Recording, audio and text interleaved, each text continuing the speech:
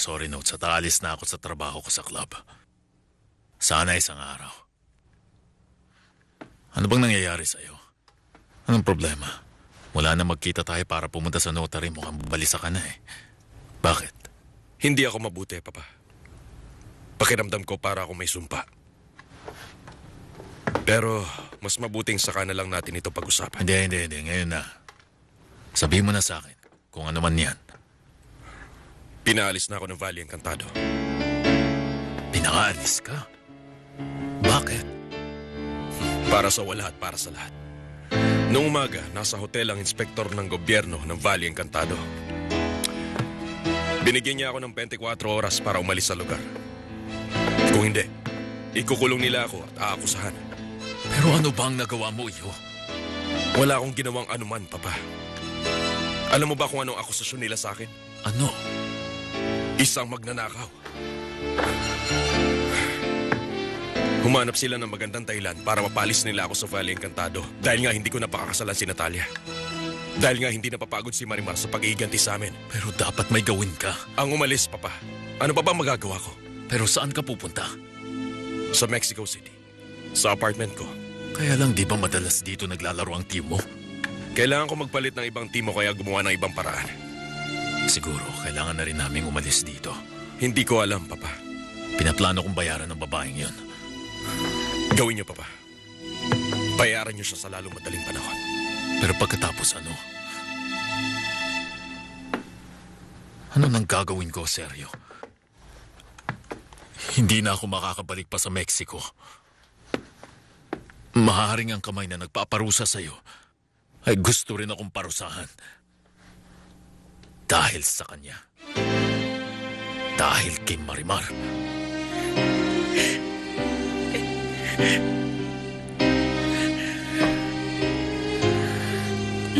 Hindi na ako kailanman iiyak.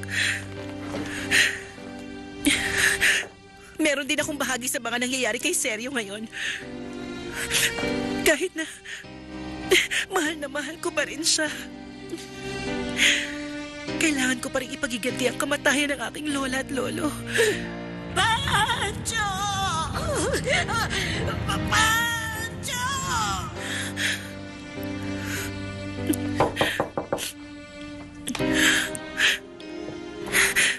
Bukas yan.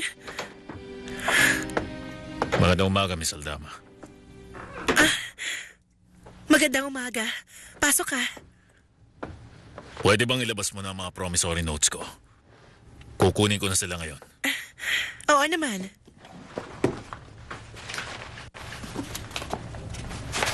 Heto na. At heto, bayad ko sa'yo. Ano nang gagawin mo? Aalis na ako bukas. Pupunta na ako sa Mexico City para makasama sina Angelica at Rafael. Nakakalungkot na kinailangan naming ibenta ang asyenda. Ngayon, isa na lamang siyang alaala. Seryo, alam mo lahat ng bagay na akin ay sa'yo. Salamat, Inocencia. Ano nang gagawin mo tungkol sa football? Wala muna sa ngayon. Kapag nasa Mexico na ako, tatawagan ko may-ari ng team para ipaliwanag sa kanya kung ano nangyayari. At titingnan namin kung ano magagawa namin. Seryo, ang aking asyenda at mga lupain ay sa'yo na rin. Magagawa mo ang kahit na anong gustuhin mo. Ibinibigay ko sa'yong lahat ng karapatan. Tanggapin mo na ito.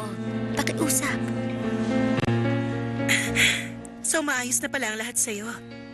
Natutuwa ako na nasolusyonan mo na kaagad ang problema mo. Ang tanging bagay na pinagsisisihan ko ngayon ay kung bakit pa ako nagkautang sa'yo. Huwag mo naman yun pagsisihan. Pagkatapos ng lahat, sumunod naman ako sa usapan at binalik ko na sa'yo, hindi ba? Pero hindi sa kagandahang loob, kundi para makapaghiganti ka lang. Ganun pa man, magpasalamat ka sa akin dahil nailigtas ko ang mga pag-aari mo at ang iyong anak. Dahil walang sino man ang magbibigay sa'yo ng kahit na ano. Oo, pero noon yon. Dahil ngayon, alam mo na kung saan mo nakuha ang pera. Oo, sinabi mo sa akin ibibenta mo ang hacienda. At ibinenta ko nga. Mahalaga ang lupain, Marimar. Hindi sa lahat ng tao, kundi sa mga taong matatalino. Siyempre. Salamat sa pagsasabi ng ganyan na ako ay matalino, Mr. Santibanez. Iniimbitahan kita sa aking asyenda para magbakasyon, para makapagpahinga. Habang nandun ka, mabubuhay kang kasama ang kalikasan. Wala kang anumang gagawin. Matutulog ka sa ilalim ng punong kahoy at hahayaang lumipas ang oras. Kalimutan mo munang lahat. Bumalik ka sa buhay na nakasanayan natin nung tayo'y mga bata pa. Natatandaan mo pa ba? Oo naman, natatandaan ko pa. Kung ganun, tanggapin mo na. Totoong mapapasaya mo ako. Pakiusap seryo. Salamat uli sa'yo, Inosensya. Sa palagay ko, kung hindi ko tatanggapin, nakakahiya naman sa'yo. At sa kabilang banda naman, sa palagay ko mas mabuti para makalimutan ko lahat ng mga nangyari dito at pumunta sa isang payapa at tahimik na kapaligiran. Kung ganun, seryo. Oo, Inosensya. Tinatanggap ko ang alok mo. Pakaramdam ko may ibang ibig sabihin ka sa sinabi mo. At tama ka dyan, Mr. Santibanez. Oo nga, dahil bakit mo ko pinasalamatan nang tawagin kitang matalino? Dahil ganun ako. Isang matalinong tao na bumili ng Hacienda Santibanez. Ibig mong sabihin, si Elena sa balay. Siya ang aking legal representative. Sa ngayon, ang Hacienda Santibanez ay pagmamay-ari ko na. At kung ganon, pati ang pagbili ng hacienda bahagi ng iyong paghihiganti sa amin? Tama ka. Isa yan sa maraming bagay na bahagi ng aking paghihiganti laban sa mga Santibanez. Kaya nga sabi ko sa'yo, huwag ka nang magreklamo. Ibinigay ko na sa'yo ang higit pa sa halaga ng iyong hacienda at alam mo yan. Hindi ako makapaniwala na ikaw ang babaeng walang muwang mula sa San Martin de la Costa noon. Pero kayo ang lumikha sa akin. Kaya pagbabayaran mo na yun ngayon.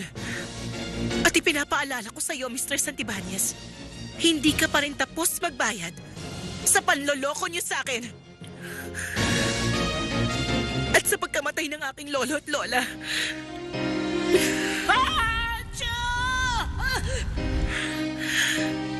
Pero bakit hindi ka nakapag-usap sa may-ari ng team? Sigurado akong tutulungan ka niya. Hindi, ayoko siyang idamay sa gulo. Binalaan nila ako. Hindi ko siya kakausapin habang narito ako sa Valle Encantado. At nakikiusap akong wala ka rin sasabihin sa kanyang kahit na ano. Hindi, kung ayaw mo kalimutan mo na yon. Pero alis ka na ba bukas? Oo. Binibigyan na lamang nila ako ng 24 oras na malagi pa dito. Hindi ako makapaniwala. Oo pare, isang masamang panaginip. Teka, tatagal ka ba sa asyenda ni Inosensya? Pansamantala lang naman. Kahit paano mapapayapa ako ng konti. At sa huli, makukuha mong loob ni Inosensya. Hindi mangyayari. Para ko lamang siyang kapatid. Totoo, Ricardo. Wala akong mamahaling ibang babae habang nabubuhay si Marimar.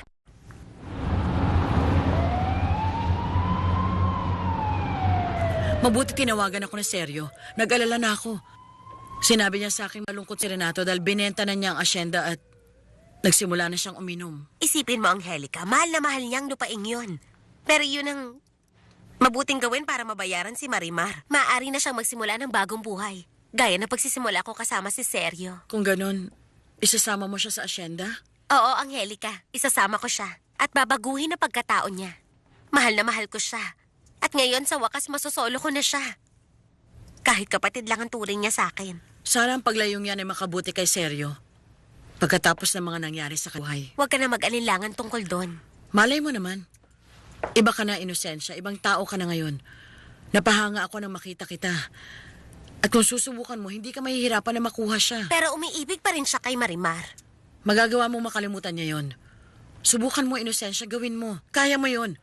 Gawin mo na makalimutan ni Sergio ang walang kwentang babaeng yun. Aalis na siya bukas. Oo, alam na namin.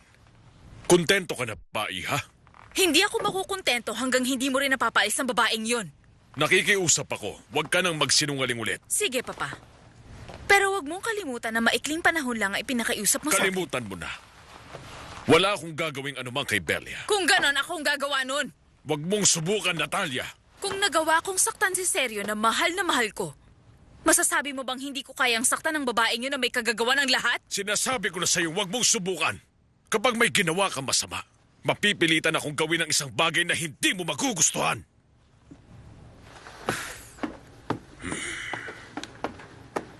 Anong balita? Ayaw niyang paalisin ang babaeng yun. Hindi bale. Tingnan ko lang kung sinong mananalo sa amin sa gerang ito. Alam mo ba na aalis si Sergio bukas? Oo. Ngayong paalis na siya, baka gusto mong sumama sa akin, Isabel. Bukas pupunta ako sa airport para magpaalam sa kanya. Ay, wag na, Natalia. Ano ka ba? Pupunta ako para ipaalala sa kanya kung sakaling nakalimutan niya na marami na akong naibigay sa kanya.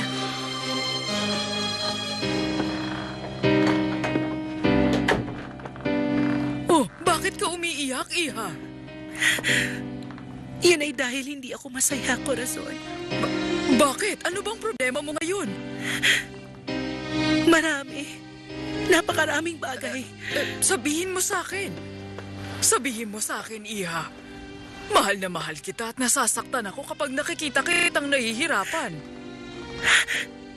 Akala ko, magiging masaya na ako kapag nakapaghiganti ako kay Seryo. Ginamit ng pagkamuhi ang puso ko. Naging mapaghiganti ako. Ngayon ako rin ang nasasaktan dahil alam ko na nagdurusa siya, Corazon. Ang anak ng gobernador ang gumawa ng paraan para mapalaya siya sa Valle Encantado. Oh, Diyos ko, kawawa naman. Hindi ko alam ang gagawin ko para matulungan siya. At saka, ang nadungisan niyang pangalan ay pangalan din ng aking si Cruzita. Ay, Iha.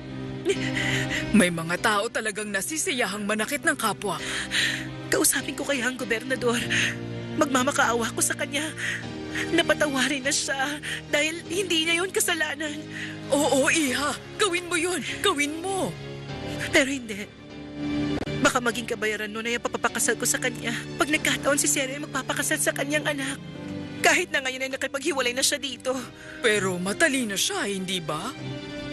Hindi niya mahal ang babaeng yun. Natukso lamang siya dito. Siguradong hindi siya nakadama ng pagmamahal sa babaeng yun. Anong gagawin ko para mailigtas siya sa akusasyong yun? Ano? Bueno, kung magkakaproblema ka, hayaan mo na lang. Ang Valle Encantado ay walang halaga sa akin kung wala si Seryo.